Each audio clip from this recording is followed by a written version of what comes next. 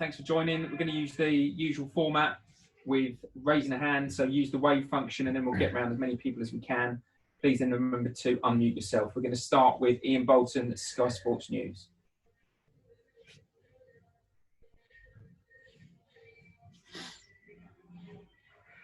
Frank, hello there. Hi, Ian. How are you doing? Good, thank you. Good. Listen, many congratulations. Top 4 finish in your first season. It's something you can be justifiably proud of. I noticed that Timo Werner was at Stamford Bridge today. I don't know whether you've had an opportunity to speak with him. What do you hope that he might have made of what he saw? Yeah, he was here today, so I hope he would have seen a team play with a lot of spirit, a lot of professionalism. We saw out a job today, which was a potentially very difficult game for us to finish in the top 4. And he would have seen maybe a moment like what Mason Mount did to break the deadlock, which is a problem we've had this season. We've controlled a lot of games at home, not scored and maybe conceded. So we have things we want to improve on, but hopefully he's seen that we have talent in the squad, a real resilience and a strong unity within the group, and then he can bring his talents to that. So hopefully it was a nice first viewing for him, and we'll look forward to having him next season. You mentioned Mason Mount, scored one, assisted the other goal today. I think that's 7 Premier League goals in what has been his debut season in the Premier League. How pleased have you been with the way that he's gone about things, and can he get better? How do you see his future? Oh, he'll definitely get better because he's so young. And I think sometimes when a player comes in and plays in their breakthrough year and stays consistently in the team, people maybe treat them differently, like they're older than what they are. He's still young. You saw his technique today for the free kick is a special technique. Only top players can strike balls in that way. But his all-round game for the season has been brilliant. His work ethic and how he handles himself daily in training is brilliant. So he'll get a lot better, and he's contributed a huge amount. And that's just the start for Mason in his career at Chelsea. And listen, you changed your goalkeeper for this match. You said beforehand that it was just a choice, but Willie has come in. He's kept a clean sheet. Clean sheets have been an issue for Chelsea this season. Do you need to have a long, hard think, and perhaps do you have a big decision to make before the new season starts? To be honest, Ian, I have long, hard thinks about everything, not just individual positions, but how we are as a team. The idea that we haven't kept enough clean sheets is definitely not just a reflection of our goalkeeper. That's something that we have to work on as a team, look at as how we train and maybe how we recruit generally going forward. But I don't want to pinpoint it on Kepa today. Kepa's decision, as I said before the game, was a choice on probably recent form, probably recent situation, a tough time for him. And I felt like Willie coming in with confidence off the back of his performance against Manchester United last week would be kind of what we needed today for the game. So I don't want to jump forward beyond the Arsenal game next week. It would be wrong. The squad are really strong at the minute in terms of the unity of how they are on and off the pitch. I want that to stay for one more week domestically. Then we had the Bayern Munich game. Looking forward to next season. What will happen after that? It's John Cross, Daily Mirror. Hello, Frank. Many congratulations today because of what the victory means and the season. I mean, listen. Being realistic, you've been quick to point out at times. Not everyone gave you a great deal of chance and opportunity to finish in the top 4. So, what does it mean to you in your first full season as a Premier League manager to achieve that, to get Chelsea back in there where the club feels it belongs? Yeah, I'm very pleased, John, and I don't want to start singing my own praises, if you know what I mean, because it's obviously the players that produce for you. And I've been saying a lot in the media interviews outside that there were a lot of unknowns, and unknowns I've gone over a few times this season when I felt they had to be said, I suppose. But you always rely on the group and the players that you've got. And now we've seen breakthrough seasons. We've seen players who were on loan and in the Championship last year come and perform. We've seen the stories of players like Giroud and Willian and Kovacic and Jorginho and people that have really contributed through the year. So it's always a team effort, a collective effort of staff and players. And I have to say that I'm proud.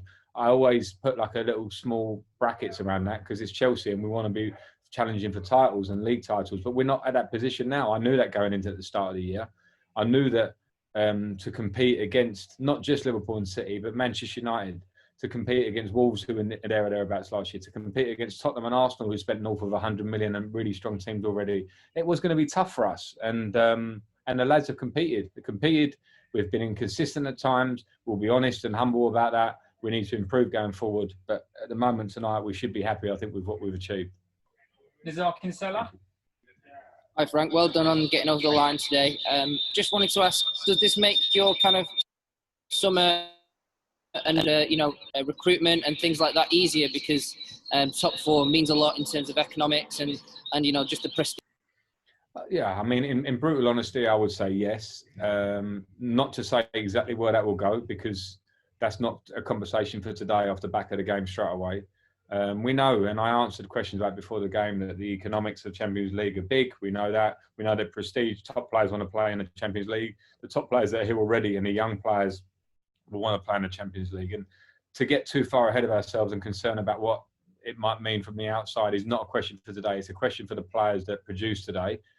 That can improve anyway. We can all improve, myself included. That's what football's all about. But yeah, if we're looking to recruit in certain areas, then I think it may help. That those are conversations for after Arsenal, after Bayern Munich, and see how we go. Because now we've had a good year, we want to do better next year. So we'll try and better ourselves in any way possible. Ollie Harbord. Hi, Frank. A lot's been made, obviously, already of the players you're bringing in, but Olivier Giroud has scored 7 goals since the restart. To have him for another year is looking like a bit of a steal, really, isn't it? How pleased are you that he will be around after what he's done since the restart? Really pleased, really pleased. Ollie has to take all the credit from January onwards. We all know he was not playing so much in the first half of the season. Tammy played a lot.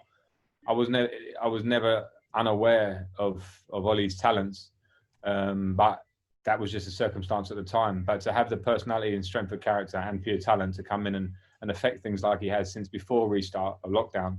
He started before that. He's continued in restart. He's always been big in the training ground and in the dressing room for me, but I don't want to talk about that too much because we have to respect the talents. To score the goals he's scoring, players love playing with him. He's a reference point for the team in this period. So yeah, I'm delighted to have him. Okay, last two. We'll go with Sammy Mockbell and then Nick Purell to finish. Hi, Frank. Congratulations. Thank you. It's your final season your first season in the Premier League all over. What will you take away? What have you learned? What are the main sort of couple of characteristics that you've learned about yourself? That's quite a deep one. I mean, in terms of myself, I've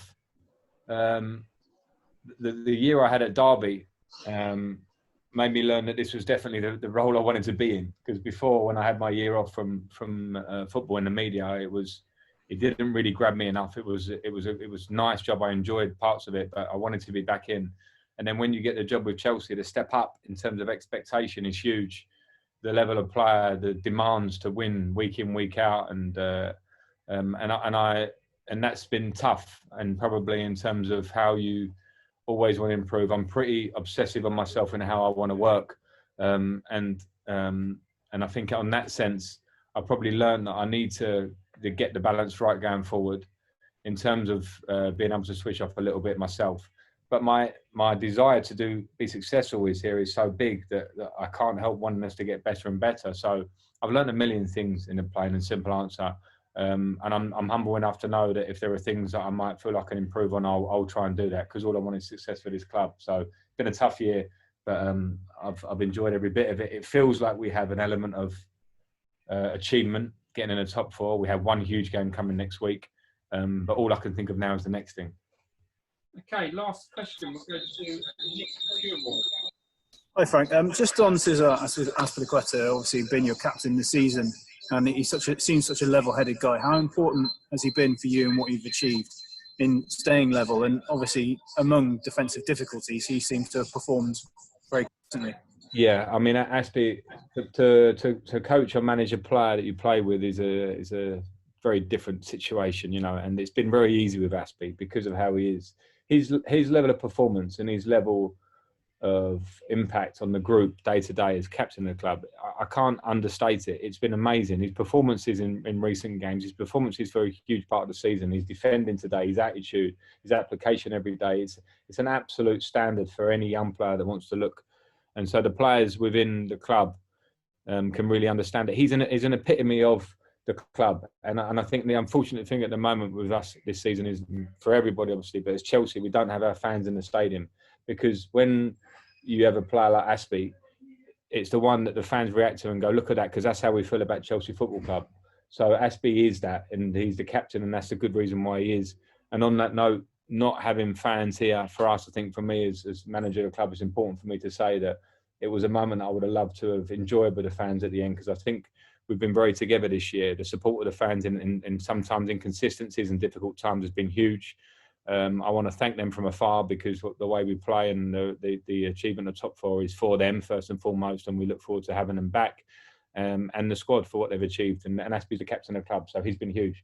And on another note, and I'm sorry to shoehorn my own part into an answer to a question that didn't relate to it, but I want to talk about Pedro, because Pedro's played his last game for the club, and the lads have just pretty much serenaded him in the dressing room, and rightly so, because of the career he's had generally. And because of the career he's had at this club. He's played his last Premier League game. He came on off the bench, but what the impact he's had here has been huge. And I want to make a big thank you to Peds and wish him well as he goes forward. Obviously, he's here for our remainder of games, but a big player for the club that leaves, and the spirit I saw from the group afterwards was something that I think is pretty special.